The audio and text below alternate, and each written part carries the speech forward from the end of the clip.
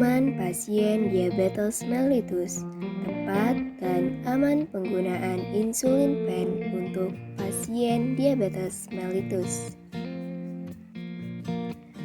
Disusun oleh Farmasi TK2A Kewirausahaan Kelompok 4 dengan anggota kelompok yaitu Putri Yasoli, Rahma Pratiwi, Rania Salsabila, Respi Adaria, Ririn Nuranzila, Rika, Rofi Mutiara Putri, Salbia, dan Septia Rahayu. Diabetes mellitus merupakan suatu kelompok penyakit metabolik dengan karakteristik hiperglikemia atau kelebihan gula darah yang terjadi karena kelainan sekresi insulin, kerja insulin, atau keduanya. Tahukah kalian, Indonesia merupakan salah satu negara yang memiliki penduduk dengan penyandang diabetes mellitus terbanyak di dunia. Data terbaru yang diterbitkan dalam International Diabetes Federation atau IDF, Diabetes Atlas edisi 9 menunjukkan bahwa 463 juta orang dewasa saat ini hidup dengan diabetes mellitus. Tanpa tindakan yang memadai untuk mengatasi pandemi, 578 juta orang akan menderita diabetes mellitus pada tahun 2030. Jumlah itu akan melonjak menjadi 700 juta pada tahun 2045. IDF 2019. Berdasarkan data IDF 2014, saat ini diperkirakan 9,1 juta orang penduduk didiagnosis sebagai penyandang diabetes mellitus. Dengan angka tersebut, Indonesia menempati peringkat kelima di dunia atau naik 2 peringkat dibandingkan data IDF tahun 2013 yang menempati peringkat ke-7 di dunia dengan 7,6 juta orang penyandang diabetes mellitus. Perkeni 2015. World Health Organization atau WHO memperkirakan tingginya jumlah penderita diabetes mellitus di Indonesia yaitu sebesar 8,4 juta pada tahun 2000 mengalami lonjakan sekitar 21,3 juta pada tahun 2030. Begitu pula, menurut World Diabetes Association akan terjadi peningkatan prevalensi diabetes mellitus di Indonesia yaitu 9,1 juta pada tahun 2014 menjadi 14,1 juta pada tahun 2035. Situ Menang 2019. Salah satu pengobatan untuk penyakit diabetes ini adalah insulin pen. Dan ternyata masih banyak sekali loh orang-orang yang kebingungan dengan penggunaan insulin pen ini. Oleh karena itu, mari kita simak video berikut ini. Kenapa sih pasien diabetes selalu dikaitkan dengan yang namanya insulin? Nah, insulin adalah hormon yang dihasilkan oleh pankreas. Insulin digunakan untuk mengubah glukosa atau gula menjadi energi di dalam tubuh. Pada pasien diabetes, produksi insulinnya sudah terganggu atau tidak optimal dalam bekerja. Oleh karena itu, insulin pen menjadi salah satu pengobatan untuk pasien diabetes. Insulin pen adalah alat suntik yang digunakan untuk terapi insulin bagi penderita diabetes. Kita harus tahu bahwa tidak semua pasien diabetes menggunakan terapi insulin. Nah, ada 2 kondisi yang mengharuskan pasien tersebut menggunakan terapi insulin, yaitu kondisi yang pertama, pada saat HbA1c diperiksa itu lebih dari 7,5% dan sudah menggunakan 1 atau 2 obat anti-diabetes. Maksud kondisi yang pertama adalah pasien ini sudah lama terdiagnosa diabetes yang dibuktikan dengan penggunaan kombinasi obat anti-diabetes dan pada saat diperiksa, HbA1c-nya lebih dari 7,5% dan Kondisi ini biasanya terjadi pada pasien yang tidak patuh dalam mengkonsumsi obat sehingga tidak bisa menjaga kadar gula darah.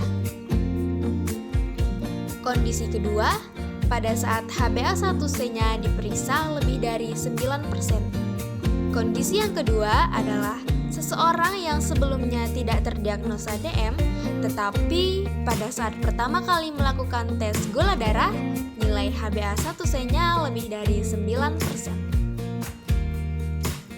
HbA1c adalah tes gula darah yang digunakan untuk mengukur rata-rata kadar gula darah dalam jangka waktu 2 hingga 3 bulan terakhir. Tes ini mengukur presentase hemoglobin dalam sel darah merah yang terikat dengan glukosa atau gula. Hasil HbA1c memberikan gambaran tentang kontrol gula darah jangka panjang yang penting untuk mendiagnosis serta memantau diabetes. Berikut ini adalah beberapa jenis insulin berdasarkan durasi kerjanya. Yang pertama, insulin kerja cepat atau rapid acting insulin. Rapid acting insulin adalah jenis suntik insulin yang bisa menurunkan kadar gula darah dalam waktu cepat. Biasanya akan disuntikkan kurang lebih 15 menit sebelum makan. Yang kedua, insulin kerja pendek atau short acting insulin. Cara suntik insulin ini juga dapat bekerja dengan cepat meski tak secepat rapid acting insulin. Biasanya akan disuntikkan sekitar 30 sampai 60 menit sebelum makan. Yang ketiga, insulin kerja menengah atau intermediate acting insulin. Intermediate acting insulin adalah jenis insulin yang kecepatan kerjanya menengah, biasanya membutuhkan waktu 1-3 jam. Dan yang terakhir, insulin kerja panjang atau long acting insulin. Long acting insulin memiliki cara kerja paling panjang yang waktu kerjanya dapat mencapai 35 jam. Sebelum kita mempraktikkan cara penggunaan insulin ini, kita harus tahu terlebih dahulu apa saja bagian-bagian dari insulin pen ini. Bagian dari insulin ini yang pertama ada tutup pena insulinnya. Selanjutnya ada tutup jarum bagian dalam dan ada jarumnya. Selanjutnya ada tabung insulin, ada jendela dosis, ada tombol pengatur dosis, dan ada tombol suntik. Di sini saya akan menjelaskan untuk cara penggunaan insulin pen. Langkah yang pertama, buka terlebih dahulu penutup insulin pen seperti ini, lalu buka penutup jarumnya. Perhatikan apakah terdapat gelembung di area cairan. Jika terdapat gelembung, lakukan pemindahan unit ke angka 1 atau 2. Setelah itu, ketuk beberapa kali di area atas sini pelan-pelan. Tekan di bagian tombol bawahnya untuk mengeluarkan sedikit cairannya. Setelah itu, jika menggunakan insulin yang keruh, lakukan proses priming. Letakkan insulin di telapak tangan, roll beberapa kali, sekitar 10 kali. Setelah dilakukan priming, lakukan homogeneitas kembali dengan meletakkan posisi tangan seperti ini ke kanan dan ke kiri. Setelah itu, atur dosis sesuai dengan resep. Jika angka 10, putar unit ke angka 10. Setelah menunjukkan ke angka 10, pilih area titik yang ingin disuntikkan. Dari area perut, pertama lap terlebih dahulu menggunakan alkohol pad. Setelah itu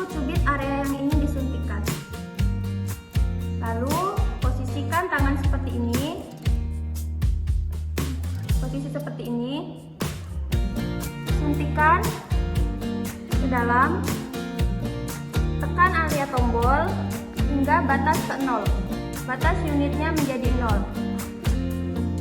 Setelah itu tahan selama 10 detik, baru dilepaskan. Tempelkan kembali alkohol pennya. Baik, setelah penyuntikan, jarum dilepaskan dari insulin pen. Seperti ini. Dan ingat, setelah digunakan, tidak dapat digunakan kembali, atau hanya digunakan satu kali pakai saja. Untuk area penyuntikan insulin pen dapat kita lakukan dengan cara menyuntikkan insulin pen. Yang pertama di area lengan kanan maupun kiri, bagian atas dan bawah. Lalu di bagian bokong, bagian atas dan bagian bawah. Bokong kanan dan bokong kiri. Lalu area perut, bagian atas dan bagian bawah, perut kanan dan perut kiri. Setelah itu di bagian paha kanan, atas dan bawah, paha kanan dan paha kiri sama-sama di bagian atas dan bawah.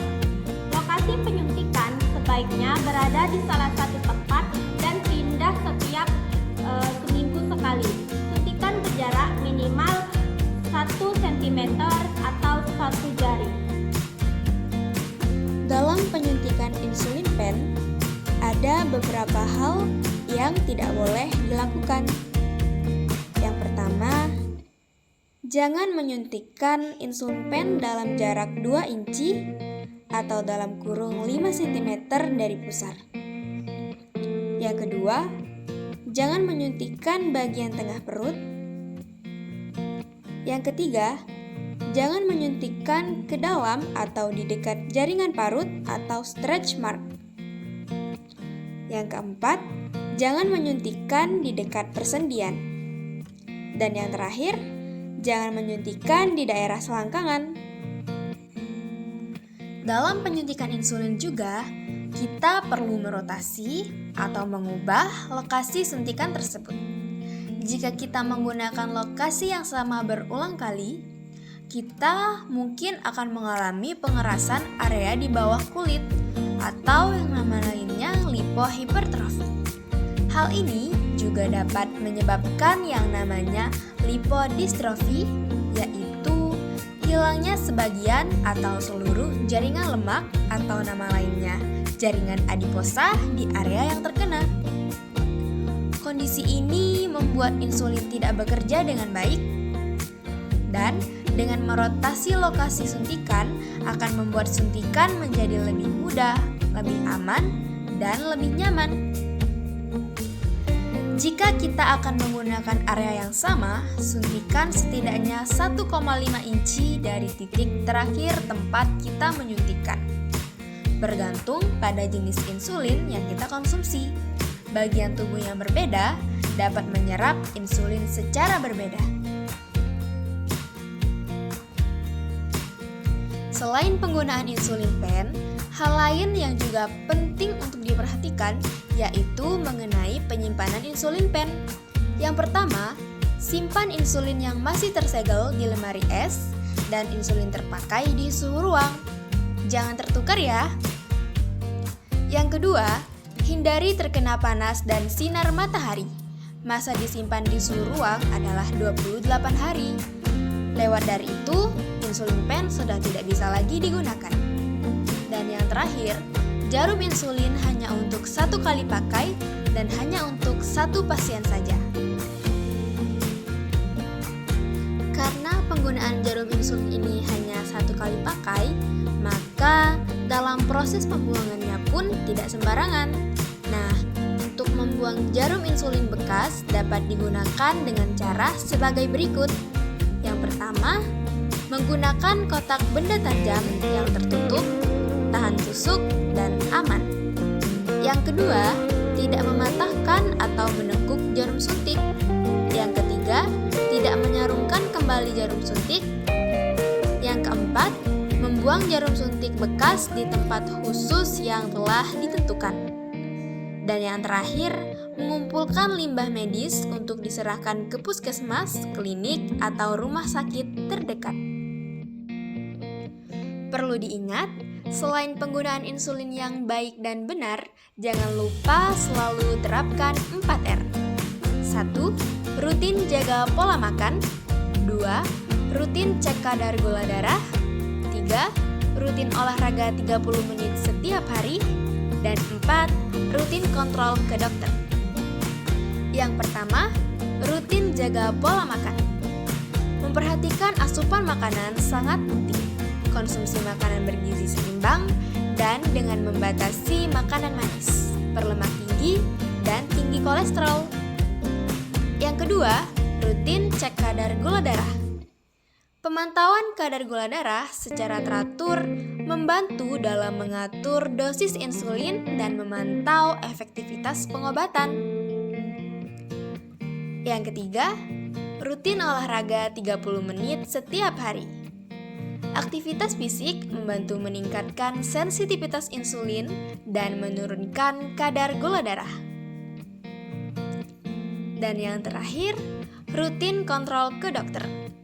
Kunjungan rutin ke dokter akan membantu dalam memantau kondisi kesehatan dengan mengevaluasi pengobatan dan melakukan penyesuaian jika diperlukan. Nah, dengan menerapkan 4R ini secara konsisten dapat membantu mengontrol kadar gula darah dan mengurangi risiko komplikasi diabetes.